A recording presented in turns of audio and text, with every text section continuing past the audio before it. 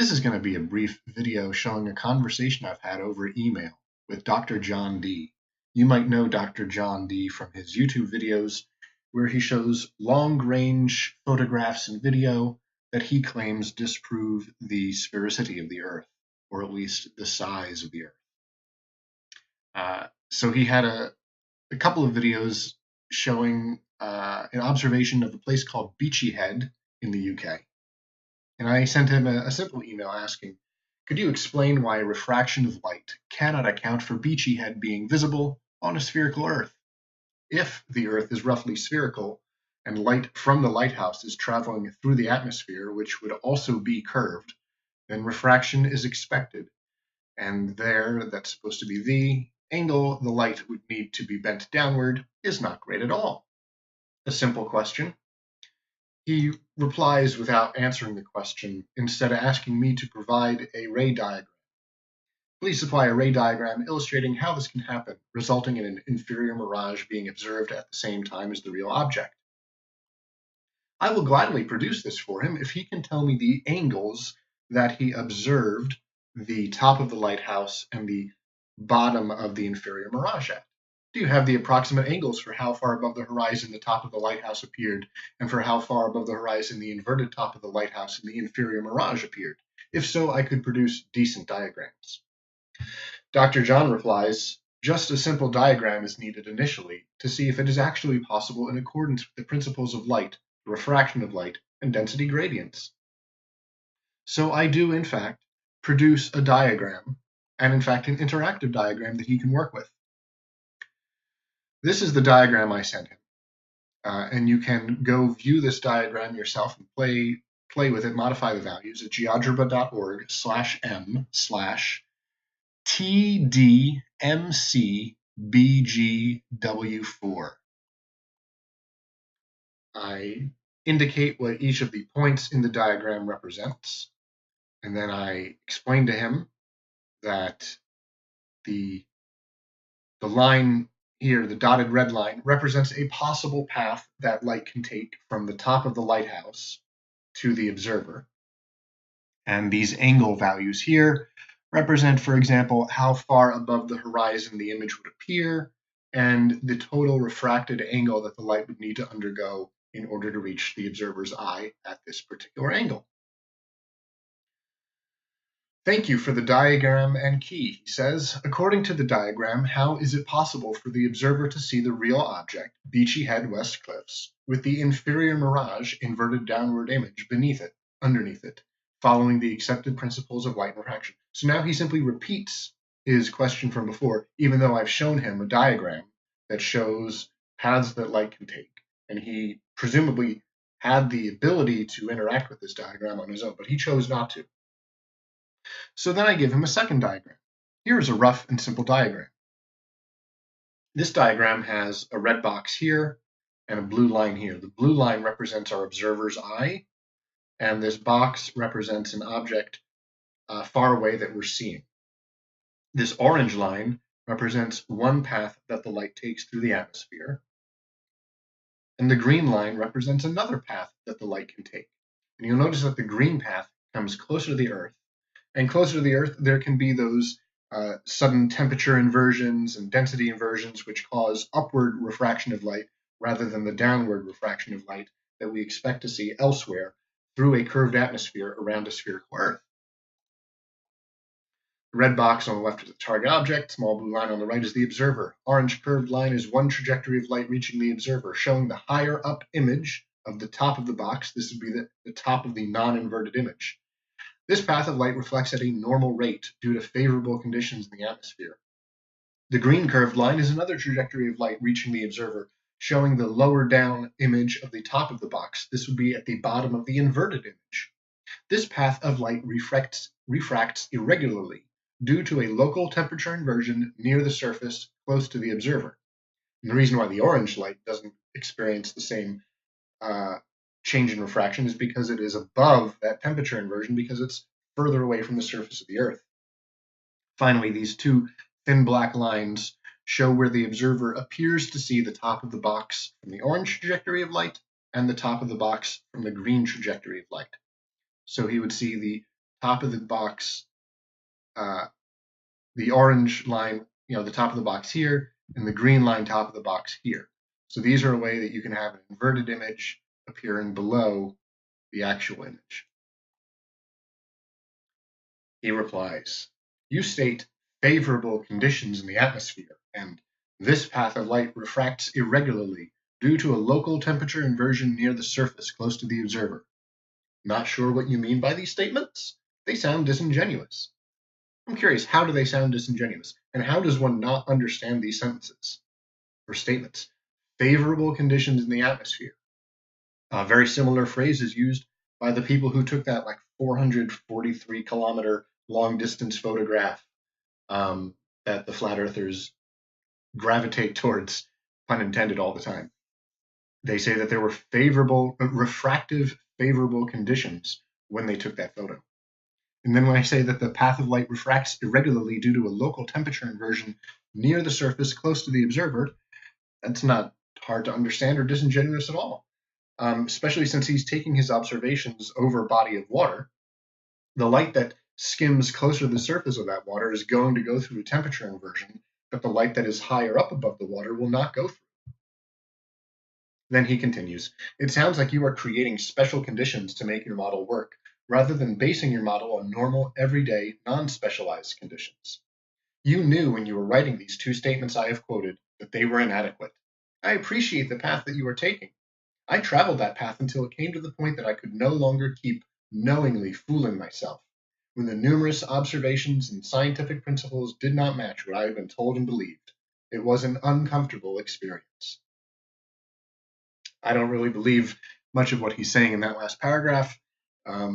He doesn't know what I knew. He can't know that unless I have revealed it to him, and I have not. And I don't believe either of these two statements is inadequate. And while I may be creating special conditions to make the model work, I would say that I'm attempting to replicate the conditions that he had, where he's viewing something at a long distance over a body of water where there is almost certainly going to be a temperature inversion close to the water. So I reply to him, and this email has several images from his own YouTube videos. I don't know the actual atmospheric meteorological conditions necessary for both paths of light to reach the observer, but it seems like a stretch to say the conditions can't exist or don't exist under normal circumstances. Using a still from one of your videos. You see a car here, sunlight reflecting off the car, one of the paths that the light takes. Okay, so the human sees this inverted image here, but the human also sees the non-inverted image above it. He hasn't drawn the line that goes more directly from the car to the observer's eye. The conditions exist in that diagram for light to reach the observer more or less directly so that he sees a non-inverted car, as well as via refraction so that he sees an inverted inferior mirage simultaneously. Therefore, you at least acknowledge that conditions can exist so that the phenomenon can occur, generally speaking. Another still from that video shows the following. We have an object here. We have two paths of light. The pink line is being refracted upward, which is necessary if an inferior mirage is observed. But neither of these two rays of light is reaching the observer at point B. And that's because he's not refracting the light around the spherical Earth and through the spherical atmosphere correctly. I point this out to him.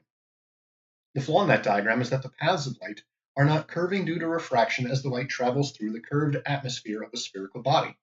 Your diagram chooses to place the upward refraction at an unfavorable location as well. So he has the upward refraction occurring here so that the light can never possibly reach the observer, as opposed to my diagrams, which had the upward refraction happening much closer to the observer. Light traveling through the curved atmosphere of a spherical body will not travel in a straight line as depicted by the green line in your diagram. This is because the light is going through the density or temperature gradients at an angle due to the atmosphere being curved layers of air rather than flat layers of air. You get close to it when you show this diagram in the same video.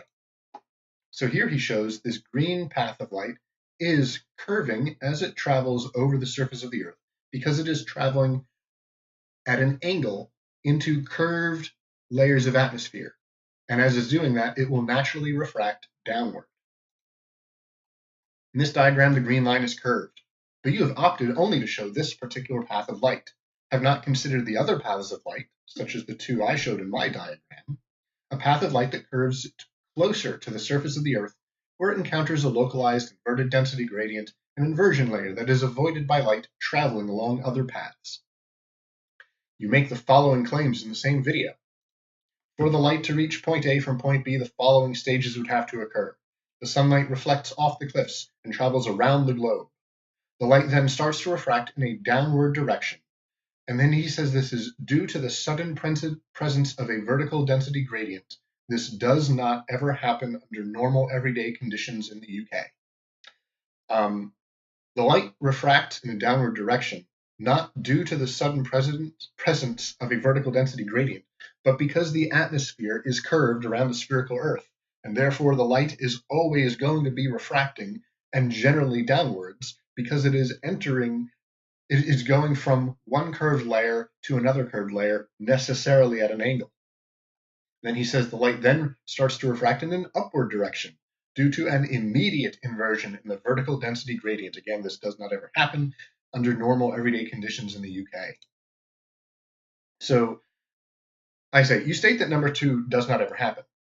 Light refracts in a downward direction whenever traveling through the curved atmosphere of a spherical body naturally, when the expected density gradient exists, more dense closer to the surface, less dense further above the surface. Again, that is because light interacts with the density gradient at an angle because the gradients are curved, not flat.